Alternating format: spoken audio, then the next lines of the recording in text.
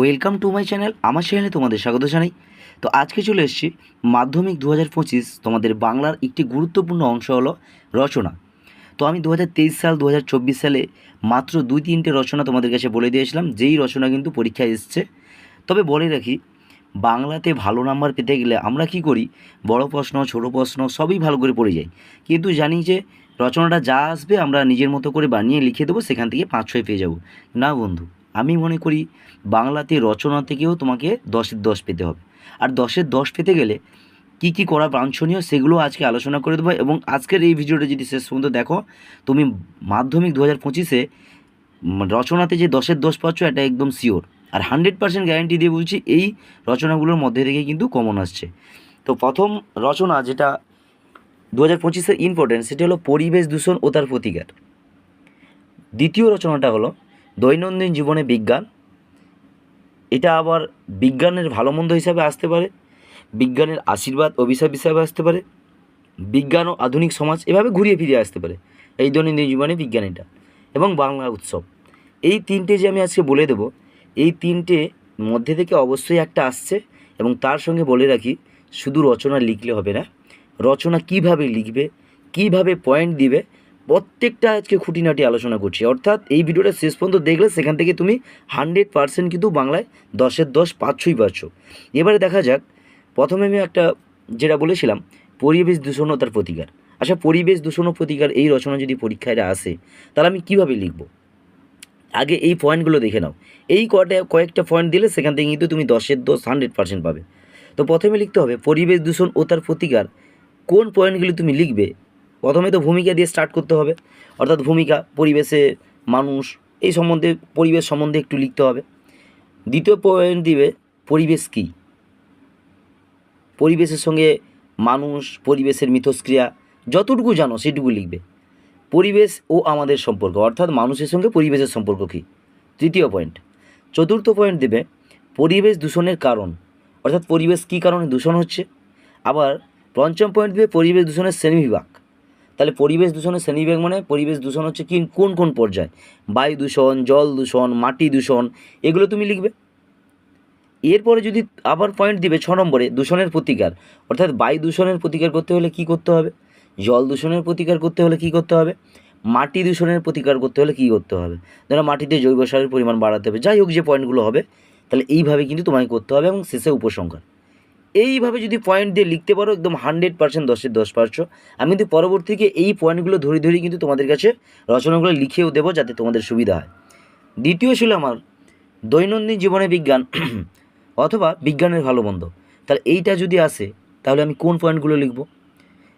এটা আমি আগেও বলে রাখি যে দৈনন্দিন জীবনে বিজ্ঞান, এটা বিজ্ঞানের ভালো মন্দ হিসাবে আসতে পারে, অথবা বিজ্ঞানের আশীর্বাদ অভিশাপ হিসাবে আসতে পারে, আধুনিক জীবনে বিজ্ঞান ভেবে ঘুরিয়ে ফিরিয়ে আসতে পারে। যেটাই আসুক না কেন, বিজ্ঞান থেকে যেটাই আসুক না কেন, আমি কোন পয়েন্টগুলো দেবো প্রথমে দেখে নাও।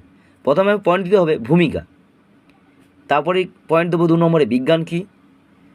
এবারে একটু তথ্য দিয়ে লিখতে হবে বিজ্ঞানের আবির্ভাব কী বলে হয়েছিল। এইটুকু, এই 3টে লিখে দাও। তারপরে যেগুলো আমি বলবো সেগুলো কিন্তু পয়েন্ট আকারে লিখে লিখে যাও। প্রথমে লিখবে কৃষিক্ষেত্রে বিজ্ঞান, অর্থাৎ কৃষিক্ষেত্রে বিজ্ঞানের কী প্রযুক্তি যুক্ত হয়েছে, আধুনিক শিক্ষা, কৃষিক্ষেত্র। এবার শিক্ষাক্ষেত্রে বিজ্ঞান, প্রথমে কৃষিক্ষেত্রে বিজ্ঞান পয়েন্ট দিলে, পরের পয়েন্ট দেবে শিক্ষাক্ষেত্রে বিজ্ঞান, অর্থাৎ শিক্ষাক্ষেত্রে বিজ্ঞানের কী অবদান, এই যে কম্পিউটার আগে তো ছিল না, তাহলে এটা বিজ্ঞানের অবদান। গৃহস্থ ক্ষেত্রে বিজ্ঞান, বর্তমানে গৃহস্থের ক্ষেত্রে বোধহয় আমাদের সাংসারিক জীবনে অনেক জায়গায় বিজ্ঞানের আবির্ভাব ঘটেছে, তাহলে সেগুলো কোনগুলো চিহ্নিত করতে হবে। যোগাযোগ ব্যবস্থায় বিজ্ঞান, আচ্ছা আজ থেকে প্রায় 30 বছর পিছিয়ে গেলে আমাদের এমন মোবাইলের ব্যবস্থা ছিল, বাড়িতে বাড়িতে ছিল, কিন্তু এখন হয়েছে। তাহলে এই যে একটা বিজ্ঞান, সেটা যোগাযোগ ব্যবস্থার মাধ্যমে হতে পারে। আবার যোগাযোগ ব্যবস্থার বিজ্ঞান মানে কি, আধুনিক যে মেট্রো রেল, পাতাল রেল, অনেক এই যে যোগাযোগ ব্যবস্থা, সেগুলোর মধ্যেও বিজ্ঞান আছে। চিকিৎসা ক্ষেত্রে বিজ্ঞান, আমি হার্টের ইসিজি করব, চোখের ছানি অপারেশন হচ্ছে, বিভিন্ন যে কৃষিক্ষেত্রে বিজ্ঞান বা চিকিৎসা ক্ষেত্রে বিজ্ঞান, এটাকে তোমাকে তুলে ধরতে হবে। এবার আনন্দ বিনোদনের বিজ্ঞান, আনন্দ বিনোদনের বিজ্ঞান, সেটাও তোমরা জানো যে বিজ্ঞানের প্রযুক্তিকে কাজে লাগিয়ে মানুষ কি আনন্দ উপভোগ করছে। আরও একটা পয়েন্ট দিতে পারো আবহাওয়া ক্ষেত্রে বিজ্ঞান, অর্থাৎ এই যে আবহাওয়া, আবার আজকের 1 সপ্তাহ আগে থেকে বলে দিল যে এক সপ্তাহ পরে বা আগামী এত তারিখে ঝড় বৃষ্টি হওয়ার সম্ভাবনা আছে, তাহলে সেটা আমি জানবো কী করে? আগে থেকে বলে দেয় বলে আমরা জানতে পারি। তাহলে এগুলো সবই তো বিজ্ঞানের অবদান। তাহলে এগুলো যদি তুমি পয়েন্ট করে লিখো এবং শেষে লিখো উপসংহার, খুব সুন্দর। আর একটা যেটা বলেছিলাম রচনা, বাংলার উৎসব। তাহলে এই বাংলার উৎসবেও তুমি কোন কোন পয়েন্ট দেবে? ভূমিকা, উৎসব কী, উৎসবের প্রয়োজনীয়তা কী, উৎসবের একাল সেকাল, আধুনিক কালে যেভাবে উৎসবগুলো পরিলক্ষিত হয়, স্টেজ, লাইট, বিভিন্ন ধরনের যন্ত্রপাতি, বাদ্যযন্ত্র, কিন্তু আগে এটা ছিল না। তাহলে উৎসবের একালে আর সেকাল, সেটা নিয়েও তুমি আলোচনা করতে পারো। ৫ম নম্বর পয়েন্ট দিতে পারো বাংলায় উৎসবের শ্রেণীবিভাগ। উৎসব কত রকমের হয়? ধার্মিক উৎসব, সাংস্কৃতিক উৎসব, অনেক রকমের উৎসবে ভাগ আছে। এগুলো আমি পরে আলোচনা করে দেবো প্রত্যেকটা পার্ট ধরে ধরে। এবং উৎসবের ক্ষতিকারক দিক, অবশ্যই তোমরা জানো উৎসবের ভালো দিকেও যেমন আছে, ক্ষতিকারক দিক আছে। যেখানে উৎসব হয়, মিলন মেলা বা প্রাঙ্গণ ঘটে, সেখানে কি প্লাস্টিক, পেপার যখন উৎসবটা শেষ হয় সেখানে ছড়িয়ে ছিটিয়ে থাকে। উৎসবের পরিবেশ সুন্দর রাখার জন্য কোথায় জায়গায় গাছ কাটা হয়, হয় না? হয় না? গাছ কাটা হয়, অবশ্যই কাটা হয়। দেখা গেলো কি হয়, এগুলো হয় উৎসবের ক্ষেত্রে। ক্ষতিকারক দিক অনেকগুলো হয়, কোনো একটা বাচ্চা হারিয়ে গেছে, হয়। এবং শেষে উপসংহার। এই জিনিসগুলো যে আলোচনা করলাম, হয়তো মনে হবে যে স্যার বক করছে, কিন্তু আমি একটা কথা বলে রাখি, 10-এর 10 পাওয়ার জন্য কিন্তু তোমাকে অবশ্যই এই পয়েন্টগুলো দিতে হবে। দিলেই কিন্তু তুমি বাংলা বিষয়ে 10-এর 10 পাবে। আমি কেন 10 নম্বরটাকে এত ইগনোর করব? সবগুলো পড়ে গেলাম অথচ এটাকে ঠিকমতো পড়লাম না।